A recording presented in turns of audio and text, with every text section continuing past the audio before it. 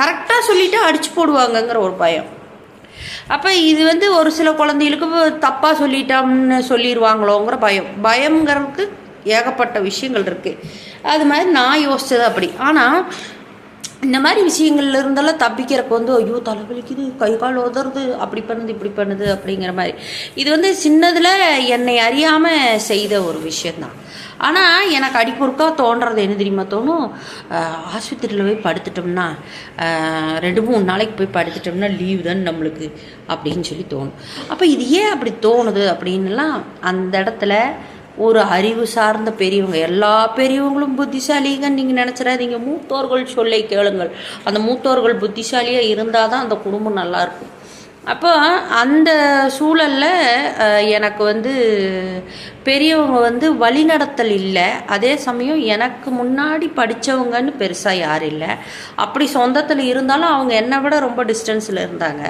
அப்போ இந்த படிப்பினுடைய துவமோ படித்தாதான் நீ லைஃப்பில் ஏதாவது ஒன்று இது பண்ணுவ அப்படின்னு சொல்லும்போது ஒரு கட்டத்துக்கு மேலே அறிவு வளர்ச்சி கொஞ்சம் வரும்போது ஆமாம் படிப்பு நம்மளுக்கு தேவை அப்படிங்கிற அந்த ஒரு எண்ணம் வந்திருக்கும். ஆனால் அந்த மாதிரி முன்னுதாரணமாக யாரும் எதுவும் சொல்லலை. இப்போ ஏன் அது சொல்ல வரேன்னு சொன்னால், நான் உடம்பு சரியில்லைன்னு சொல்கிறேன், அதை ஏற்றுக்க மாட்டேங்கிறாங்க. எனக்கு இப்படி ஒரு சூழல் இருக்குது, எனக்கு ஒரு பயம் இருக்குது அப்படின்னு அதை அவங்க சரி புள்ள அடுத்தடுத்து ஏதோ நோயின்னு சொல்லிகிட்டே இருக்கிறா, அது என்னன்னு பார்த்துருவோம் அப்படிங்கிற கொஞ்சம் முன் வந்திருந்தாலும் கூட என் மனசில் இருக்கிற பாரங்கள் குறைஞ்சிருக்கலான்னு நினைக்கிறேன். அப்போ சிறு வயசில் அப்படி சொல்லி சொல்லி சொல்லி சொல்லி கடைசியில் 6வதோட படிப்பு நாசமே ஆயிடுச்சு கடைசியில். அப்போ அது கடைசியாக அடுத்த கட்டத்துக்கு என்ன ஆயிடுச்சுன்னு சொன்னிங்கன்னா, அங்கே எங்கே நிறுத்தணும்னு அங்கேருந்து பிரச்சனைகள் தொடங்க ஆரம்பிச்சிருச்சு.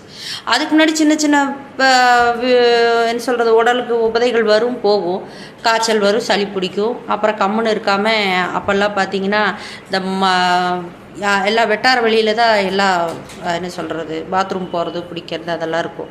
அப்படி ஒரு தடவை போகும்போது நான் என்ன பண்ணிவிட்டேன், குட்டை ஏதோ குமிச்சு வச்சுருந்தாங்கன்னா பொதுவாக அது மேலே தான் ஏறி உட்காருவோம்.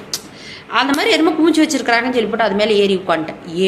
ஏறினது தான் 2 காலை உள்ளே வைக்கிறக்குள்ளே பார்த்தா சாம்பலை கொதிக்க அப்படியே கொண்டு வந்து நெருப்போடு கொட்டி இருந்துருக்குறாங்க.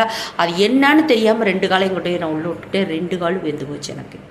அப்படியே இவ்வளோ பெரிய கொப்பளம் காலை சுற்றி. உடனே இங்கு கொண்டு வந்து ஊற்றுனாங்க, நீளம் இங்கு எல்லாம் கொண்டு வந்து இந்த 2 கால்லையும் அபிஷேகம் பண்ணுற மாதிரி மாற்றி ஊற்றுனாங்க என் காலில். அது பெரிய பெரிய கொப்பளமாக ரொம்ப நாளாக உடம்பு சரியில்லாமல் இருந்தேன். அப்போ இங்கே என்ன விஷயம் அப்படின்னு கேட்டிங்கன்னா, குழந்தைக்கு உடம்பு சரியில்லைன்னா உடனே அதுக்கு சொல்யூஷன் பார்க்குறோம்னு சொல்லிடுங்க, ஏற்றுக்குங்க.